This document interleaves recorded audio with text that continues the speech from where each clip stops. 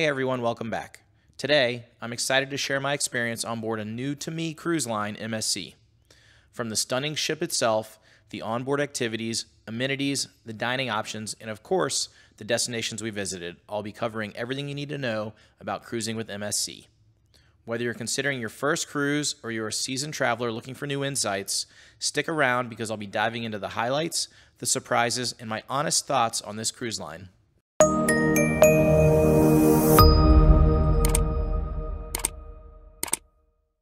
This cruise with MSC was on board the MSC Seashore and was a short 3-day cruise leaving from Port Canaveral in Florida. The Seashore itself is a relatively new ship, having its inaugural sailing just shy of 3 years ago in August of 2021. Starting with the beginning, I'll touch on the embarkation process. Previously, I had heard that the onboarding of MSC cruises was chaotic and unorganized. This was not my experience at all on this sailing. I was assigned a check-in time of 12 p.m., but arrived early and was able to be one of the first passengers boarding the ship. They started the processing of passengers for entry at 11 a.m., and even with my 12 p.m. assigned time, I had no issues getting on earlier. There were 2 lines, one designated for guests arriving at their designated time slot, and a separate line for those arriving outside their time slot. Even though I was earlier than my assigned time, I was able to begin the embarkation process shortly after 11. From start to finish, it was probably 20 minutes until I was on board the ship. Once on board the MSC Seashore, I was immediately impressed by its modern design. At just 3 years old, everything on the ship still looks brand new. Unlike the typical promenade walkways found on Royal Caribbean ships, the MSC Seashore features a stunning vertical open-air concept. The ship is themed after New York City, with a replica of the Statue of Liberty and areas that mimic the iconic New York skyline. While my initial impression was breathtaking, navigating the ship proved to be quite challenging. The layout made it difficult to move smoothly between different areas. Frequently, I ran into dead ends and had to backtrack. As a result, I often found myself walking down guest room hallways instead of the beautiful common areas. One unique feature of the MSC Seashore is its smart elevator system. Instead of pressing buttons inside the elevator, you select your desired floor before boarding. The system then directs you to a specific elevator labeled A, B, C, or D, which will take you to your destination. While the idea of smart elevators is innovative, in practice, it didn't seem to reduce wait times. I often found myself taking the stairs, much like on other cruise lines, without smart elevators. After exploring the ship's layout, we had a couple of administrative tasks to take care of before fully enjoying our cruise. The first task was completing the muster station check-in, which turned out to be very simple and hassle-free. You just show up at your designated muster station as detailed in the app, and an employee scans your card, easy and quick. Speaking of the app, it's pretty much useless prior to boarding the ship. We asked about it in our Facebook cruise group, and many people echoed this sentiment. The app doesn't populate any useful information until you're actually on the ship. Once on board, it did successfully show the activities throughout the cruise, but only for the current day. You couldn't see the next day's activities until that day had arrived, which was impractical for those who like to plan ahead. Another task was activating the internet we purchased prior to the cruise. This was done by visiting an internet support station where a friendly and helpful employee quickly activated the internet for my wife's phone. Just a heads up though, if you purchase internet for one device, it truly means one device. Unlike other cruise lines where one device means one device at a time and you can switch between devices, with MSC it is strictly enabled for the specific device you activate it on and won't work for any other device. Another task upon boarding was discovering our assigned dining time and whether it would work for us. Before the cruise, you only know you'll be assigned either a 5 p.m. or 7 p.m. time slot, but not which one specifically. Once on board, we found out our designated dining time was 7 p.m. Since we prefer dining earlier, especially when traveling with our 9-year-old son, this was a little bit of a concern. Thankfully, MSC was very accommodating and switched us to the 5 p.m. slot without any issues. However, it would be ideal if dining times could be assigned before the cruise, eliminating the need for such adjustments once on board. Another pleasant surprise regarding MSC was that it allows guests to head to their staterooms even before they are fully cleaned to drop off any carry-on bags. We took advantage of this, and although the room wasn't completely clean, it was nice to quickly drop off our carry-ons and not have to lug them around for hours until the room was ready. This was a new experience for us, but definitely a plus. One of the most talked about aspects of any cruise is the quality of the food. I want to take the time to discuss the various food options offered on this cruise and share our experience. We were assigned the 5 p.m. dining time, and one of our favorite things to do on most cruises is enjoy a nice dinner in the main dining room. Unfortunately, our first experience with MSC's main dining room did not meet our expectations. At the table, a display card with a QR code provided access to the evening's dining options, which were similar to those on other cruise lines. My wife and I chose shrimp cocktail as an appetizer, New York strip steak for the main course, and for dessert, she opted for apple cobbler while I went for chocolate cake. Our son selected a fruit cup, cheeseburger with fries, and sorbet. I personally found the shrimp cocktail adequate, but my wife thought hers tasted fishier than it should have. The main course was where things really went awry. The steak, ordered medium rare, arrived well done, akin to chewing on leather, and was inedible to me. I only managed to take a few bites. Additionally, the lack of servers was a bit frustrating. We ran out of water and couldn't find any servers to refill our drinks. I had no drink for my main course and only received a refill shortly before the dessert. Another miss was the absence of salt and pepper shakers on our table. Timing also seemed to be a bit of an issue. We sat promptly at 5 p.m., we received our appetizers at 5:34 p.m., and our main course arrived at 5:58 p.m. We waited for our desserts, but after being there for over an hour, we considered leaving. The redeeming component was the dessert. The chocolate cake was very good, and the pastries throughout the cruise were exceptional. Unfortunately, after the first evening's subpar dining experience, we decided to forego the main dining room for the rest of the cruise. Like other cruise lines, MSC offers a buffet with extensive operating hours. The Marketplace buffet became our go-to for meals. Outside of the buffet and main dining room, there were no complimentary food options located on this ship, only specialty dining restaurants that cost extra. This meant eating always required heading to the buffet. On day 2, my son and I went to the buffet at 10 a.m., which was the worst time to go. It was peak dining time, resulting in extremely long lines for all stations. We had to navigate several lines just to get a complete breakfast. One line for pastries, one for hot food, and a separate line for drinks. On Royal Caribbean, drinks are pre-poured, allowing guests to quickly grab a drink and go. Adopting a similar system would greatly alleviate the long drink lines on MSC. Regarding the buffet food quality, I had no significant complaints. It was about as expected and in line with other cruise lines. One area where they shined was the pizza. We had heard the pizza on MSC cruises was very good, and our experience confirmed this. They offered a wide variety of pizzas with different toppings and different types, including a thick square pizza similar to Chicago style. Once we avoided the main dining room, the food was adequate. It did not overly impress us, but it did not disappoint us either. The standout areas were definitely the pizza and the desserts or pastries on the cruise. One of the most popular areas and activities on any cruise is enjoying and hanging out at the pools on board. This ship had several pools and hot tubs, including an infinity pool exclusively for adults, a main pool on deck 18, a jungle-themed indoor-outdoor pool area with a retractable roof, a kids' water play area, and several water slides. Our favorite pool was the jungle-themed one, which had a unique and stunning aesthetic. It stood out from anything we had experienced on other cruise ships. The kids' play area was another highlight and probably the best our son has ever enjoyed while cruising.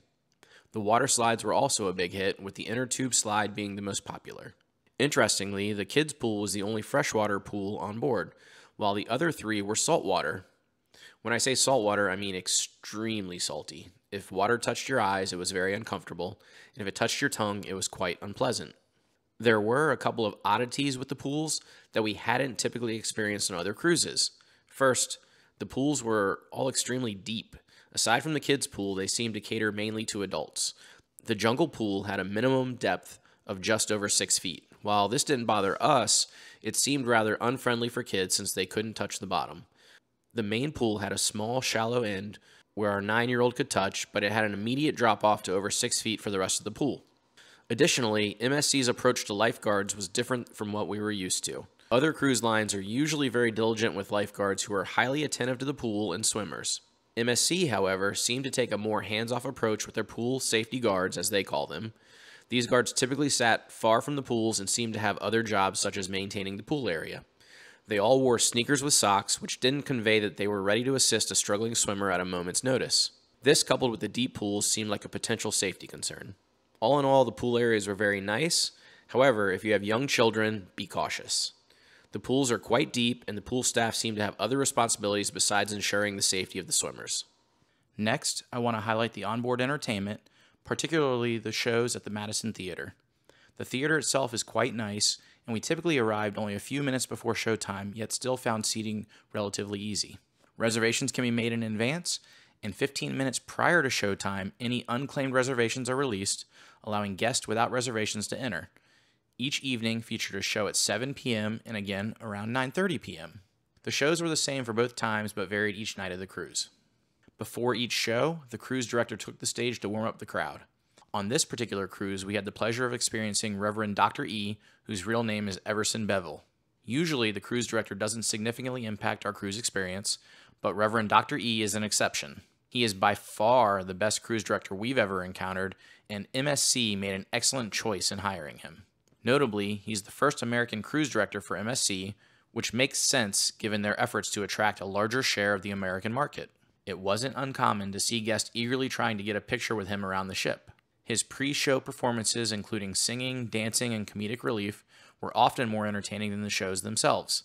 If you're curious to know more about him, you can watch him on Netflix's The Circle Season 4. As for the shows themselves, they were fairly mediocre.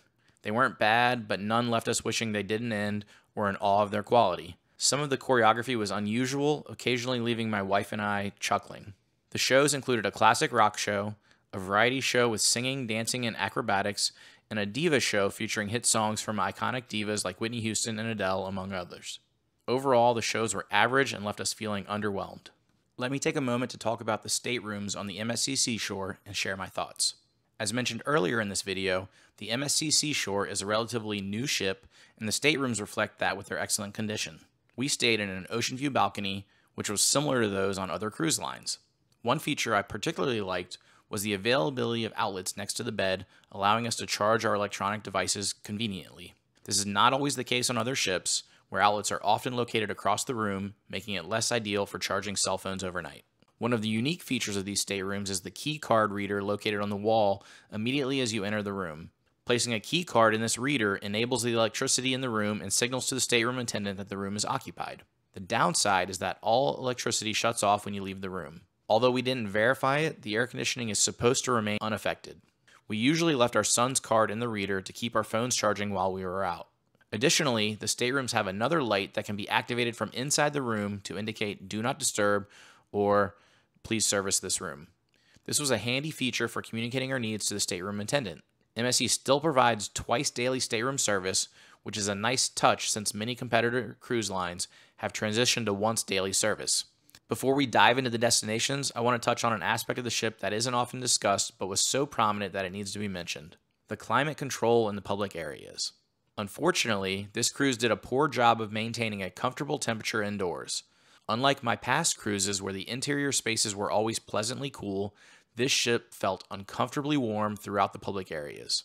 I'm not talking about the outdoor decks where the heat is expected, but the indoor common areas where we should have been able to escape the heat. It was frustrating to find myself sweating while trying to enjoy the amenities. Each night in the casino, I was sweating through my shirt. The arcade where I spent time with my son was extremely hot, and even the elevators were stifling. Whether this issue stems from an inadequate ventilation system or an effort by MSC to reduce energy consumption is unclear.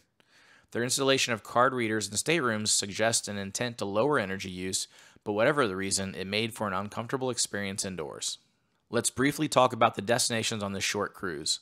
One of our stops was Nassau, Bahamas, arguably one of the most visited cruise destinations in the Caribbean. About 90% of my cruises include a stop at Nassau, so we often stay on board. If you choose to disembark, you'll find local open markets, a couple of beaches, and the popular tourist restaurant Señor Frog's. Alternatively, staying on the ship while docked in Nassau can be quite enjoyable. With fewer people using the amenities, pools, and water slides, it feels almost like you have the ship to yourself. My son and I enjoyed the water slides with no lines, a stark contrast to the crowded sea days.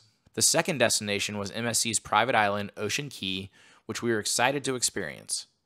Our favorite private island on other cruises is Royal Caribbean's Coco Cay, so we were eager to see how MSC's offering compared. It wouldn't be fair to compare the two islands directly due to Coco Cay's extensive development, but you don't need all those amenities to enjoy a private island. Ocean Key is remarkable and beautiful, especially when you wake up and see it from your balcony. The lighthouse adds to the island's charm. I've heard MSC sometimes stays late or overnight at Ocean Key, offering an evening luau with a fire and entertainment by the lighthouse. Though our cruise didn't stay late, I imagine that would be a fantastic experience.